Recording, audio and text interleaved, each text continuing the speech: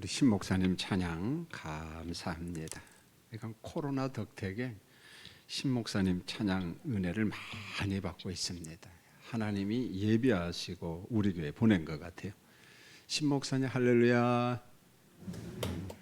겸손하게 또 인사했습니다. 오늘도 주일을 맞이해서 집에서 영상으로 예배드리고 또 본당과 중위층 쉼터에서 예배드리는 성도님들 모두에게 주의 크신 은총이 임하시기를 축원합니다. 할렐루야. 오늘 성례주일인데 성찬식을 못하니까 아쉬움도 있고 성례주일 같지도 않고 그래요.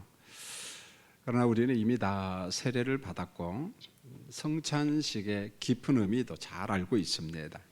그래서 오늘은 본문 말씀을 통해서 예수님께서 피 흘리신 목적이 뭔가, 그 십자가 보혈이 우리에게 명령하는 그 내용을 한 번 더 묵상하고 도전받고 실천하려고 합니다.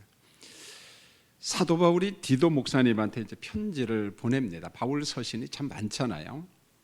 디도 목사님은 헬라 사람, 지금의 이제 그리스 사람이죠. 보통 그리스를 옛날엔 마케도니아 그렇게도 이야기를 했어요. 그래서 원래 그 그리스 위에 마케도니아라고 하는 땅이 있는데, 야 너희들 왜 나라 이름을 마케도니아라고 하냐. 그러니까 그리스 사람들이 항의를 하니까 이름을 바꿨어요. 북마케도니아. 그래서 그리스를 보통 마케도니아 그렇게도 이야기하고 헬라 사람들 그렇게도 이야기합니다. 그래서 디도 목사님은 사도 바울의 아주 멋진 동역자였어요. 특별히 사도 바울이 목회를 하거나 선교를 할 때마다 이제 교회를 개척하잖아요. 근데 교회를 얼마간 개척하고 그 지역에 장로님을 세우고 이제 그 교회를 떠나요. 그러면 이제 장로님 중심으로 교회 관리를 합니다. 근데 교회가 늘 평안한 것만 아니잖아요. 어려움이 있을 때 바울 사도는 자기 대신에 동역자를 보내. 어떤 때는 디모데 목사님을 보내고 어느 때는 디도 목사님을 보냅니다. 내가 갈 수 없는 환경이니까 디도 목사님 가서 교회를 잘 돌보고 어려움을 해결했으면 좋겠다. 문제가 있으면은 바울이 못 갈 때 다른 동역자를 보냈습니다.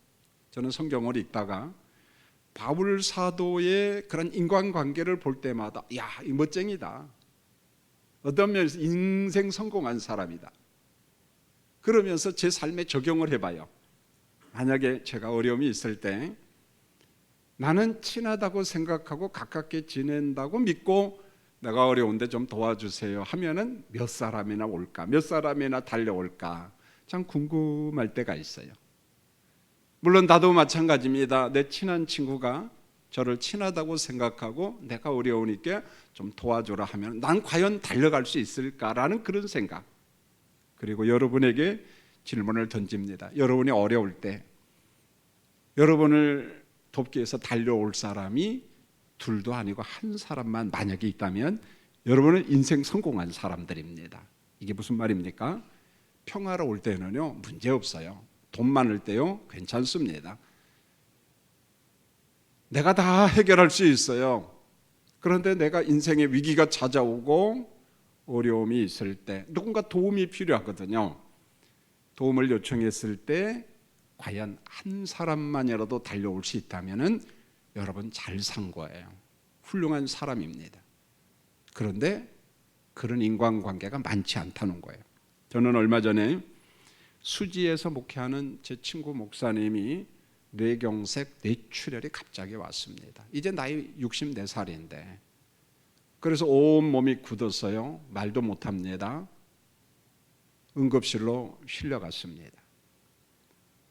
그래 갑자기 실려간 게 어디냐면은 수원에 있는 아주대 병원이었어요. 그 아들 영광이가 우리 큰아들하고 나이가 동갑이고 친구입니다. 숭실대학교 기계공학과를 졸업하고 총신대 신학대학원 아마 이제 지금 졸업반이거나 졸업했거나 이제 그러죠.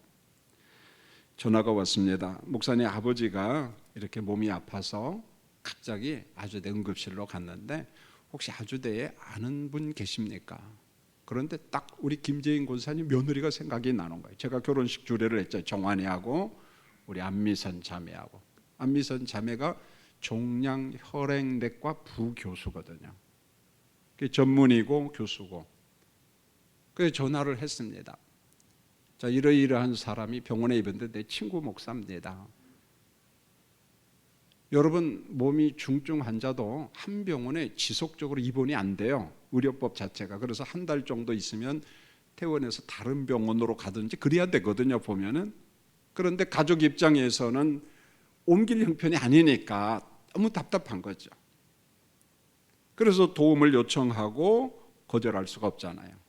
그래서 부탁을 하고, 마침 그 과에 잘 아는 친분이 있는 교수님이 계셔서 곧바로 퇴원시키지 않고 어느 정도 회복할 때까지 돌봐준 겁니다. 지극정성으로. 아들한테 나중에 전화가 왔어요. 목사님, 안 교수님한테 너무너무 고맙습니다. 너무 감사합니다. 이제 병원을 다른 병원으로 옮깁니다. 추석 때요, 페이스톡 화상통화를 했어요. 손이 조금 움직이고 재활 치료를 받는 겁니다. 어눌하지만 말을 합니다. 몸이 촉촉하지만은 둘도 없는 친구고 같은 동네에서 자라고 초등학교, 중학교, 고등학교, 대학은 서로 다르지만은, 그리고 제가 먼저 충신대 신학대학원에 입학하고 2년 후에 이 친구는 들어왔어요. 목회를 잘합니다. 우리는 윤 목사, 김 목사 그렇게 하잖아요. 너무 친한 친구니까 기선아, 명수야 이렇게 이야기합니다. 너무 보고 싶다. 손이 움직이니까 사모님하고 자녀들이 부탁을 한 거예요. 아버지, 손이 움직이니까 연필로 쓰고 싶은 뭔가를 좀 썼으면 좋겠다. 보고 싶은 거죠. 그런데 딱 사람 이름을 둘 썼어요. 하나는 자기 이름 윤명수, 그리고 그 밑에다 김기선인데 선자는 흐려요. 인자로 보이기도 하고.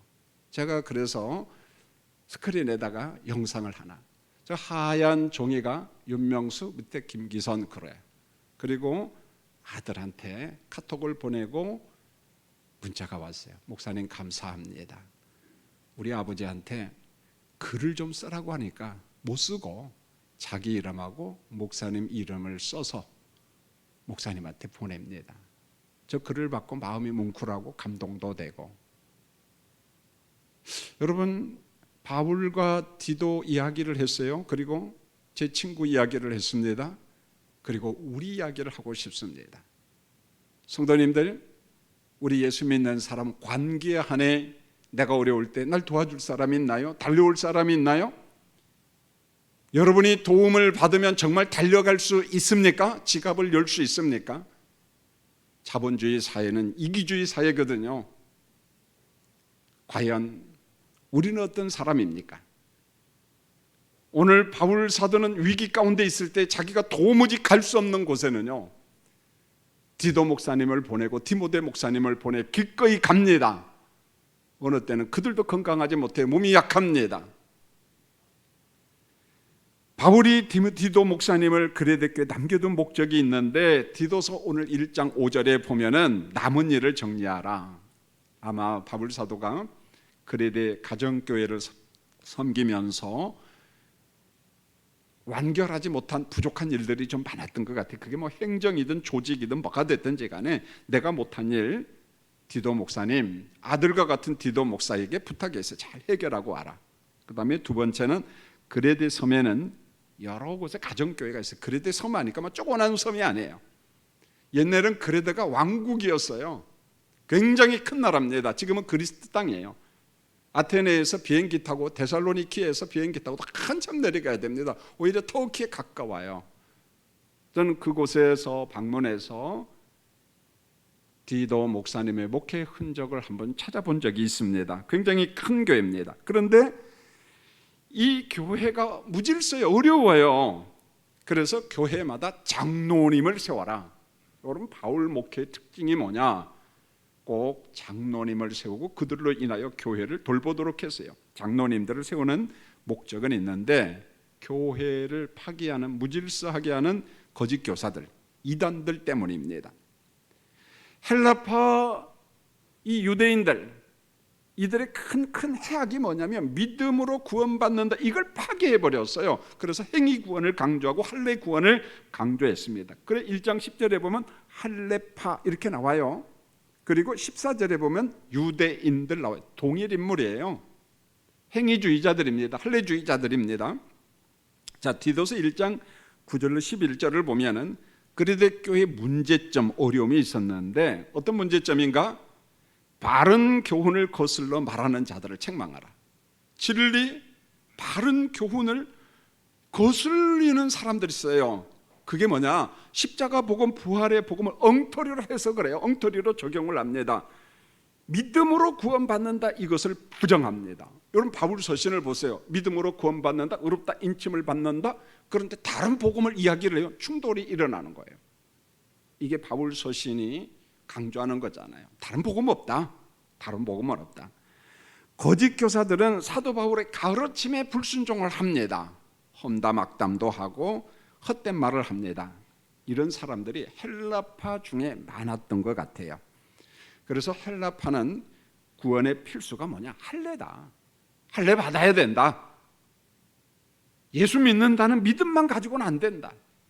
행위주의를 강조한 사람이. 그 다음에 이 사람들의 또 문제는 더러운 이득을 얻으려고 거짓말을 하는 사람들. 몇 푼 얻으려고 거짓말을 해요. 이뿐만 아닙니다. 그레데에 있는 작은 가정교회 성도들의 가정을 파괴합니다. 사이비 이단들의 특징이 그거잖아요. 가정을 완전히 파괴해버리잖아요. 바울 사도는 그레데 사람으로서 이름 있는 선지자가 남긴 말을 인용을 하는데 12절을 잘 보시면 이런 말이 나와요. 그레데인 중에 어떤 선지자는, 이렇게 나와요. 여기서 선지자는 구약 성경에 나오는 예언자, 선지자가 아니에요. 그럼 누구냐? 그 당시 그레데에서 가장 유명한 작가, 유명한 사람입니다. 그래서 그 유명한 작가, 그 이름난 작가가 만든 격언이 하나 있어요. 속담이 있습니다. 그게 바로 오늘 본문에 보면 12절과 13절에 있는데 이렇게 말을 했습니다. 내가 살지만은 그레데 사람들은 항상 거짓말쟁이다. 거짓말쟁이다. 거짓말과 도둑이 일상인 사람들이 그레데 사람이라는 거예요. 두 번째 이렇게 말합니다. 그레데 사람들은 악한 짐승이다. 주석책에 보니까 재밌는 표현이 있어요. 그레데에 있는 격언이 하나 있는데 그레데에는 사나운 짐승은 없다. 사자도 없고 호랑이도 없는 거예요. 사나운 짐승은 없다. 그런데 그레데 사람들이 악한 짐승이다. 사나운 짐승은 없는데 그레데 사람들이 악하다는 거예요. 못됐다는 것입니다. 기질적으로 악한 사람들. 세 번째, 배만 이해하는 게으름뱅이들이다. 유달리 탐욕과 욕심이 많아요. 물질에 대한 욕심은 많으면서 노동은 또 싫어합니다. 일하기도 싫어해요. 여러분 우리 가운데도 그런 사람 있나요? 일하기 싫어하는 사람, 먹거리를 만들어서 식탁을 차려줬어요. 근데 먹는 것도 힘들어. 또 먹여주래. 그런 사람이 그레데 사람이라는 거예요. 얼마나 게으름뱅인지. 그런데 욕심은 많아요. 이렇게 말합니다. 어떤 선지자, 어떤 작가가 이야기한 그 증언, 그 말은 참되다. 거짓말이 아니라는 거예요. 바울도 그레데에서 사역하다 보니까 아이고 이거 보통 어려운 사람들이 아니라는 거예요. 문제가 많았습니다. 여러분 이렇게 문제가 많은 사람을 새로운 사람으로 만든다? 쉬워요? 어려워요? 어렵습니다. 포기하고 싶어요. 아예 처음부터 접근 안 하는 게 좋은지도 몰라요. 그런데요, 복음은, 성경은 문제 있는 사람을 포기하는 법이 없어요. 만약에 문제 있는 사람 포기하면은 우리 예수 못 믿어요. 우리 구원 못 받습니다. 예수님의 복음이 들어가면 새롭게 창조가 돼요. 창조예요, 창조. 고린도후서 5장 17절에 그런즉 누구든지 그리스도 안에 있으면 새로운 피조물이라. 이전 것은 지나갔으니 보라 어떻게 되었다고요? 새 것이 되었다. 변화가 아니에요. 물이 변하여 포도주가 되었다? 맞는 것처럼 보이지만 엄밀하게 말하면 이렇게 말해요. 새 창조되었다. 성경에는 새 창조 교리가 있어요. 새 창조 진리가 있습니다. 우리가 예수 믿고 거듭난 것은 그리스도 안에서 새롭게 창조가 된 겁니다. 새 창조가 된 겁니다. 지난 9월 23일 얼마 안 됐네요. 맑은생 광천교회에서 성북교구연합회 세미나가 있었어요. 국가가 가정관계법을 자꾸 바꾸려고 하니까 이제 그것에 대한 법적인 토론도 하고 세미나를 하고, 코로나 상황이니까 다 모이지는 못하고 예배 순서를 맡은 임원들, 저는 이제 축도를 맡았는데, 그리고 이제 광천교회 교인들, 그리고 나머지는 영상으로 다 송출을 했어요. 우리 교회는 우리 나름대로 프로그램이 이미 있기 때문에 그저 자체적으로 예배를 드렸는데, 이때 세미나 주 강사가 누구냐면 저 울산대학교 법학과 교수인 이정훈 교수, 아주 유명합니다. 실력도 타고나고, 이분이 원래 스님이에요. 스님, 군승. 그래서 군대에서도 스님이었어요. 군승, 그 신부도 있고 목사님도 있잖아요. 근데 이분의 사명이 딱 하나 있는데, 대한민국 땅에서 예수쟁이를 내가 없애버려야겠다. 예수쟁이들이 너무 싫은 거야. 그래서 종자연이라는 종교 그 자유연합회라고 하는 조직을 만들어서 거기에서 실무자가 되어서 기독교인들을 핍박하고 법을 만들고 기독교를 말살하겠다. 그런데 그런 사람이 십자가를 만나고 예수를 믿었어요. 그리고 승복과 이 모든 것을 다 던져버리고 목사가 된 게 아니라 예수 믿는 기독교인 교수가 되었어요. 그분이 그런 간증을 해요. 나는 정말 기독교가 싫었고 예수쟁이들이 싫어서 예수 기독교를 박멸하려고 그랬는데, 내가 그거 하다가 십자가를 만나고 내가 예수 믿게 되었다고. 그리고 나는 지금 이제 정말 난 죽음을 각오하고 내가 복음을 지키고 한국교회를 지키려고 한다. 두 부부가 정말 죽음을 각오하고 십자가 복음을 위해서. 그렇구나. 십자가가 들어가니까, 예수 복음이 들어가니까 스님도 변하여 예수를 믿어요. 여러분, 포기할 사람이 있다 없다? 없다. 기도하고 성령의 역사가 일어나는 기적이 있기를 원합니다. 여러분, 포기하지 마세요. 포기하지 마세요. 여러분, 디도서 1장 16절은 그레데 교회의 현실적인 문제는 뭐냐 이거예요. 입술로는 하나님을 시인해 믿는다고 합니다. 그런데 행위로는 예수를 부정해요. 가증한 사람들 복음에 복종하지 않아요. 교회 밖의 사람들이 아니라 교회 안에 이런 사람들이 있습니다. 이런 논리예요. 지금도 교회는 다닌다고 이야기해요. 구원받았다고 이야기합니다. 십자가를 고백합니다. 삼위일체를 고백합니다. 그런데 그들의 삶에 보니까 예수의 거룩한 삶이 하나도 없는 거야. 예수의 삶이 없습니다. 십계명에 대한 순종도 없어요. 산상교훈의 소금과 빛의 삶도 없습니다. 예수님의 이중계명도 없습니다. 그냥 입만 열면 거짓말이에요. 그의 인생을 보면 탐욕과 욕심으로 가득 차 있습니다. 웬 욕심이 그렇게 많은지, 웬 욕심이 그렇게도 많은지 하나님의 선한 일을 도무지 찾을 수가 없습니다. 이런 사람이 있다는 겁니다. 그레데 교회에 어디나 있겠지요. 디도서는 말씀이 석 장밖에 안 돼요. 간단해요. 잠시면 다 읽어요. 그런데 말씀을 읽다 보면은 이 짧은 말씀 안에 선한 일을 열심히 하라, 이게 6번이나 나와요. 이 보통 일이 아니라는 거예요. 디도서 1장 16절, 2장 7절, 14절, 3장 1절, 8절, 14절에 보니까 좋은 일 그렇게 나와요. 오늘 디도서가 뭘 강조하냐? 보혈로 구원받은 백성들아 선한 일에 열심히 하라, 그런 말이에요. 선한 일에 열심히 하라. 그러면 디도서에서 사도 바울이 강조하는 선한 일이 뭘까? 단순히 착한 일 좀 열심히 하라, 그 말이 아닙니다. 이겁니다. 예수님이 오실 때까지 예수님이 원하시는 목적이 뭐냐? 그 뜻을 이루라는 거예요. 하나님이 기뻐하시는 뜻, 의를 이루라. 여러분, 제가 강단에서 잘 쓰는 용어가 있어요. 복음을 녹여내라. 어려운 게 아니거든요. 여러분, 커피 좋아하죠? 저도 좋아합니다. 근데 아메리카노, 블랙 커피는 여전히 폼 잡고 먹으려고 해도 한 2잔 먹고 나면 재미가 없어. 맛이 없어. 제 아내가 맛 좋다, 냄새 좋다 그러면 저는 속으로 나는 아직도 모르겠네. 나는 믹스 커피가 좋아. 달달한 커피가 좋아. 여러분도 그렇죠? 예, 그러면 저하고 동지. 예. 그래서 블랙 커피 먹다가 반절 좀 먹고 반절은 거의 남깁니다. 그래서 각설탕을 좀 주라고. 커피점에 가면 그냥 뭐 설탕도 있지만 각설탕이 있는 데도 있거든요. 그 참 재미있어요. 한 알 두 알 톡 던지면은요, 씁쓸한 커피가 잠시 후에 달달한 커피가 돼요. 왜 그래요? 각설탕이 녹았어요. 평범한 이야기예요. 제가 하고 싶은 건 그겁니다. 복음을 녹여내라는 거예요. 복음이 뭡니까? 예수 십자가 부활의 복음을 믿으면 의롭다 인침받아요. 의롭다 인침받은 사람이 어떻게 살아가야 되냐? 복음을 녹여내라는 거예요. 내가 구원받은 백성으로서 그 십자가 복음을 내 삶 속에서 녹여내야 돼요, 여러분요. 이게 없으면은 예수의 향기 나지 않아요, 여러분요. 한국교회가 욕먹어요. 교회가 욕먹어요.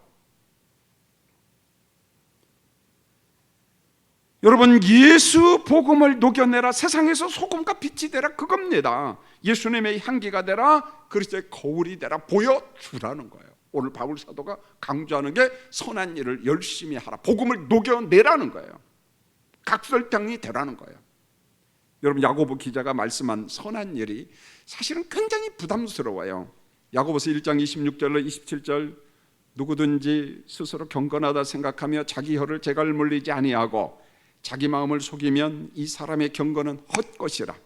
하나님 아버지 앞에서 정결하고 더러움이 없는 경건은 곧 고아와 과부를 그 환난 중에 돌보고 또 자기를 지켜 세속에 물들지 아니하는 그것이라. 이렇게 말합니다.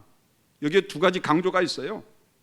고아와 과부를 그 환난 중에 돌아보고입니다. 내 옆에 환난 받는 사람이 있으냐? 돌아보라는 거예요. 두 번째로 반드시 내가 세속에 물들지 않도록 나를 지켜라는 거예요. 세속에 물들지 않도록, 세속에 오염되지 않도록. 어느 한쪽이 아니라 두 가지라는 거예요. 나의 경건을 위해서 노력하라. 세속에 물들지 않도록. 그 다음에 나의 경건을 위해서 환난 당하는 사람이 내 옆에 있느냐? 돌아보고입니다. 성도님들, 내가 구원받았어요. 경건한 백성이 되었어요. 거룩한 백성이 되었어요. 그렇다면은 어디에서 확증을 하는 줄 아세요? 하나님의 의 뜻을 녹여내야 돼요. 각설탕이 되었는데 녹아나야 돼요. 만약에 그것이 없다면 행함이 없는 믿음은 죽은 것이다. 그런데요, 그레데 교회에 있는 할례파는 정말 악했습니다. 1장 10절로 11절에 보면 이들의 특징이 나와요. 불순종하는 자, 거짓말하는 자, 속이는 자, 더러운 이득을 취하는 탐심의 사람, 가정을 파괴하는 사람. 못됐죠. 그런데 이 사람들은 우리는 못됐다 그렇게 말하잖아요. 우리가 잘 믿는다 그래요. 불의한 사람도 자기들을 그렇게 이야기를 해요. 여러분, 디도서 2장 1절을 잘 보세요. 디도 목사님의 역할이 있어요. 사도 바울이 디도 목사님을 남겨둔 목적이 있는데, 오직 너는 바른 교훈과 합당한 것을 바라라. 바른 교훈, 합당한 것입니다. 그러면서 구성원들을 이야기해요. 구성원, 교회 안에 구성원. 2장 2절 늙은 남자들을 바르게 교훈하라. 2장 3절 늙은 여자. 늙다 하니까 기분 나쁘죠. 보면은요. 3부 예배는 연세 많은 교인들이 참 많은데 속상하죠. 근데 그렇게 번역은 노인들. 2장 4절 젊은 여자. 2장 6절 젊은 남자. 2장 9절 교회에 출석하는 종들과 상전들에게 바른 교훈하라. 교인들 가운데 종들도 있었고 상전, 요즘 말하면 일반 직원도 있었고 그 회사의 사장, 회장, 전무, 주인들도 있었습니다. 여러분, 교회 봉사나 어떤 봉사든지 순서가 있어요. 바른 교훈, 진리를 먼저 알아야 돼. 진리를 모르고 봉사하면 나중에 그것 때문에 깨져.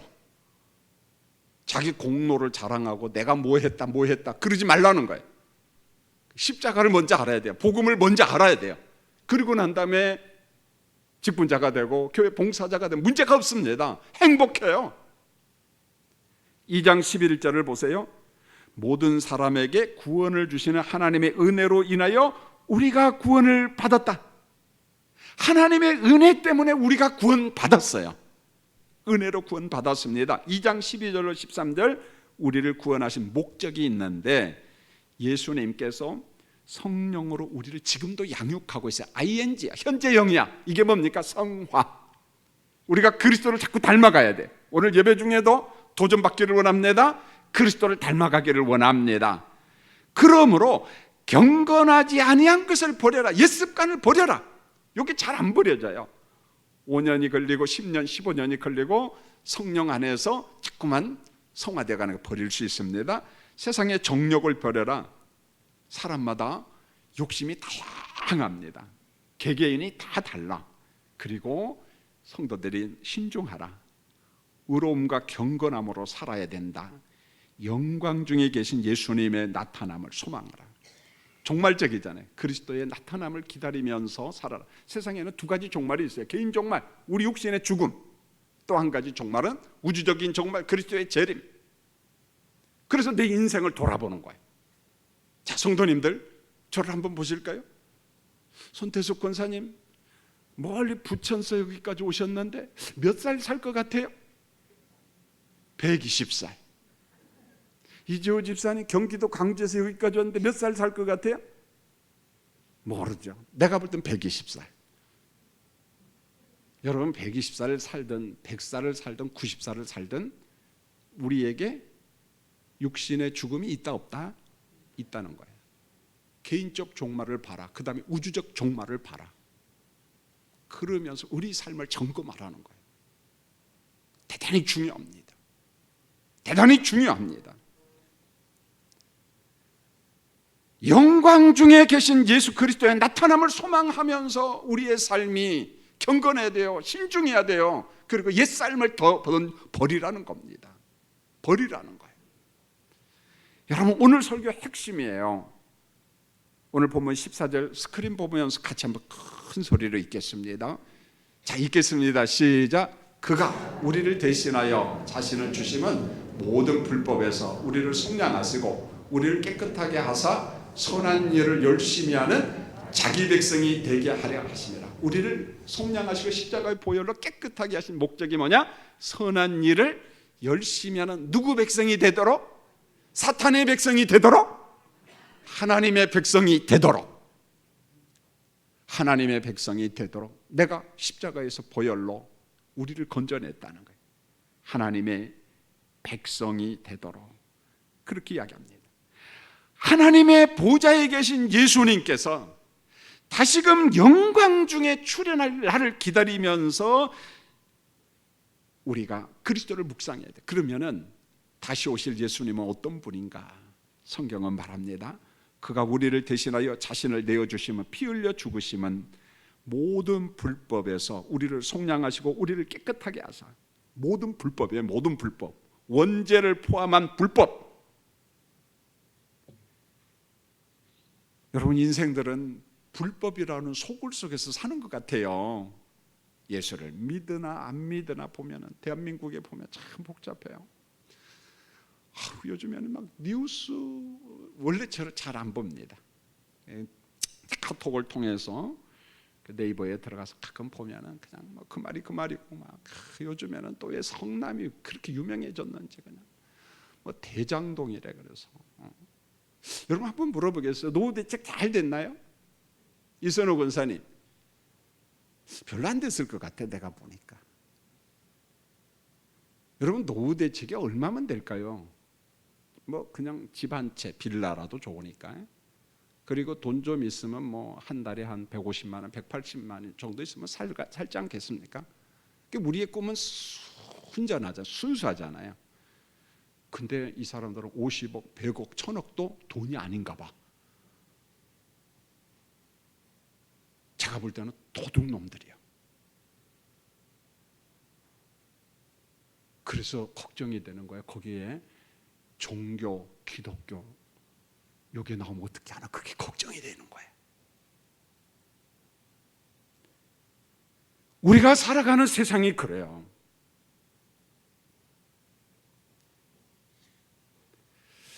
여러분, 참 답답한 세상에 우리가 살고 있잖아요. 정말 하나님의 은혜 없이는 구원받을 수 없는 그런 환경, 그런 우리의 모습, 이런 거잖아요.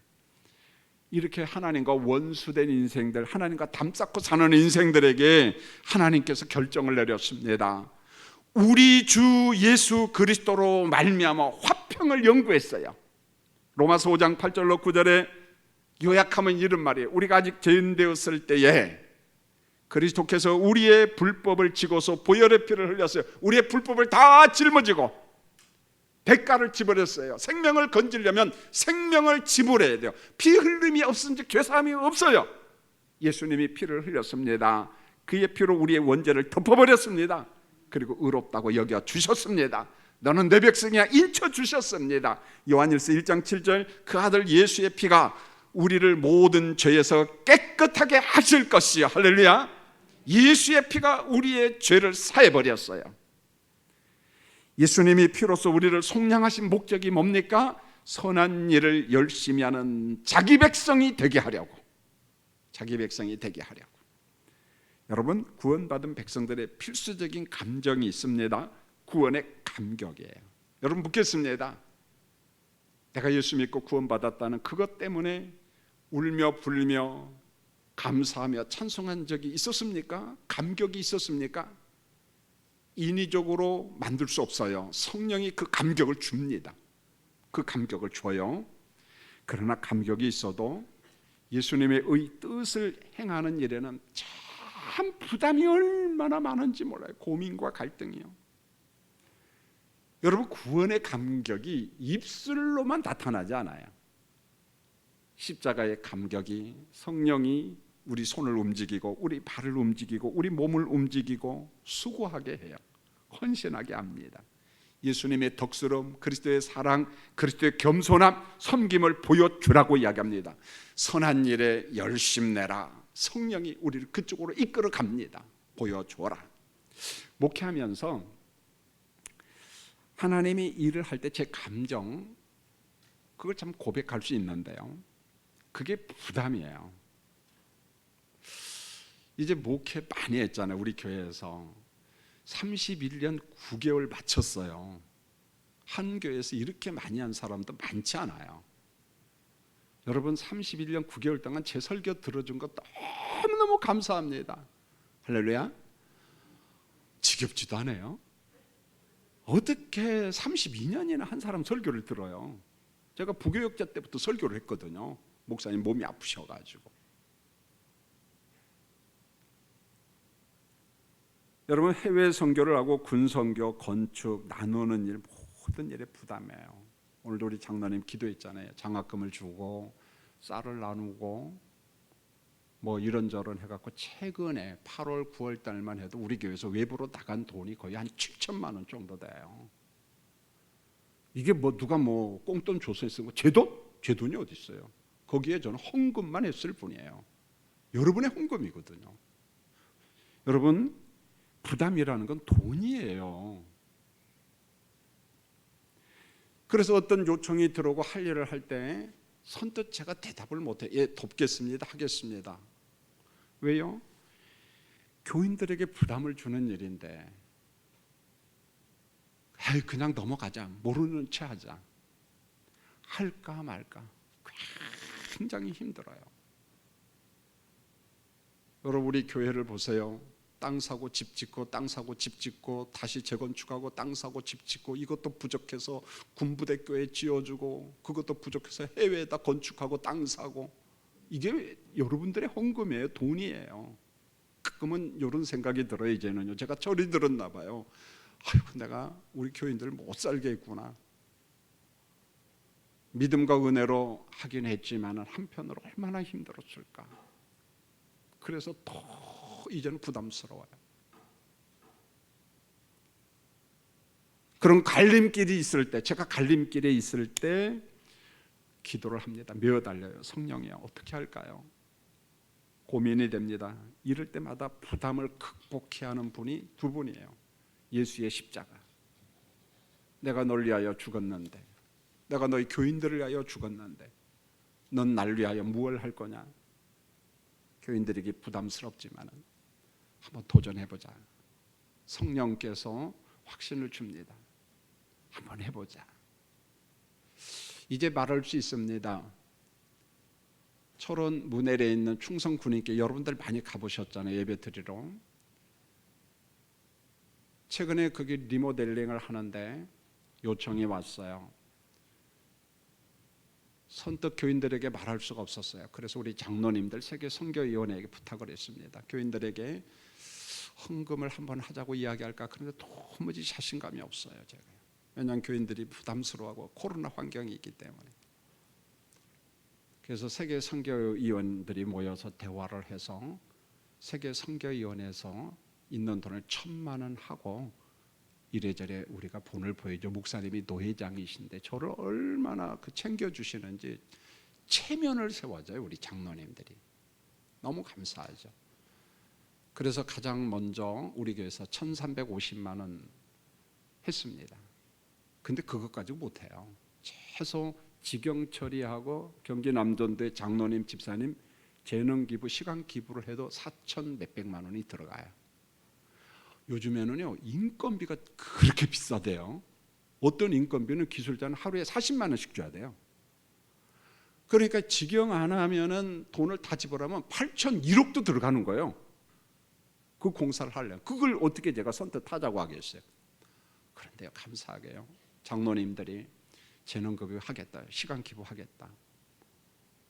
오늘 황영주 장로님 회계 일을 봤습니다. 노예의 여러 장로님들 교회가 협조했는데 약 28개 교회가 20만 원, 40만 원, 50만 원, 100만 원, 많게는 300만 원, 200만 원. 거기는 개척교회도 있어요. 도움을 받아야 됩니다. 어떤 사람 개인적으로 산하단체. 오늘 딱 보니까 4,240만 원 모금이 됐어요. 그리고 재능기부에 어젯밤 늦게까지 공사를 마쳤어요. 마쳤기 때문에 제가 이야기를 합니다. 이제는 왜요? 헌금하라 소리 안 했거든요. 하나님이 채워 주셨습니다. 개인 생업을 중단하고 와서 일을 했어요. 우리 교회 장로님들, 집사님들도 가서 일을 했습니다. 바로 이겁니다. 여러분 부담 없는 선한 일 있다 없다? 없습니다. 고민 갈등 없는 선한 일 아무것도 없어요. 내가 먼저 헌금을 하고 내가 먼저 헌신해야지 부담이 뭔 줄 압니다. 김 목사는 그저 말꾼으로 말쟁이로 그냥 교인들에게 강요하고 그러면 부담이 뭔지 몰라요. 나쁜 사람이 되는 거예요. 제 돈이 먼저 들어가야 돼요. 그래야지 제가 부담을 알아요. 그리고 교인들이 10만 원, 20만 원, 100만 원 하는 게 얼마나 부담스럽다는 걸 제가 압니다. 부담 가운데 아까운 돈을 가지고 헌금을 하는 거예요. 자기는 한 푼도 안 내면서 교인들을 강요하는 것은 나쁜 거예요. 부담이 뭔 줄 압니다. 그러나 하나님의 나라 선교를 위해서 부담이 돼도 해야 돼요. 저는 이번에 절실히 알았어요. 재능 기부, 내 기술을 기부하는 것 돈보다 귀하다는 걸 알았어요. 시간 기부, 시간 내기가 참 힘들어요. 여러분 돈은 좀 없어도 여러분 좋은 재능이 있다면 재능 기부하세요. 하루만 혹은 이틀간만, 일주일간만 시간 기부해 주세요. 그 귀한 시간 기부해 주세요. 오늘 이겁니다. 보혈의 십자가를 믿는 자들아, 하나님의 선한 일을 하도록 내가 너를 내 백성으로 만들었다는 거예요. 여러분 예수 보혈 믿습니까? 여러분 구원의 확신이 있습니까? 그걸로 끝나면 안 돼요. 여러분은 하나님의 백성입니다. 하나님의 백성으로 선한 일에 열심히는 우리 교인들이 되시기를 예수님의 이름으로 축원합니다. 할렐루야. 기도하겠습니다. 저주받아 지옥 갈 우리를 십자가의 보혈로 구속하셨습니다. 성경은 말합니다. 보혈의 피로 내가 너를 구속한 목적이 있다. 하나님의 나라를 위하여 선한 일을 하는 내 백성 삼은 이유가 이 땅에 선교하고 구제하고 나누고 십자가 복음을 증거하고 그런 일에 열심 내라. 우리 성도님들 받은 바 재능이 있어요. 시간이 있습니다. 바쁜 중에도 재능을 기부하고 시간을 기부하고 허락이 된다면 지갑을 열어서 부담스럽지만은 갈등이 되지만 하나님의 나라 선교를 위하여 기꺼이 써다가 예수님 부르시면 아멘 주 예수여 하면서 주의 품에 안기는 우리 모든 성도들 되게 도와 주시옵소서. 예수님의 이름으로 기도합니다. 아멘.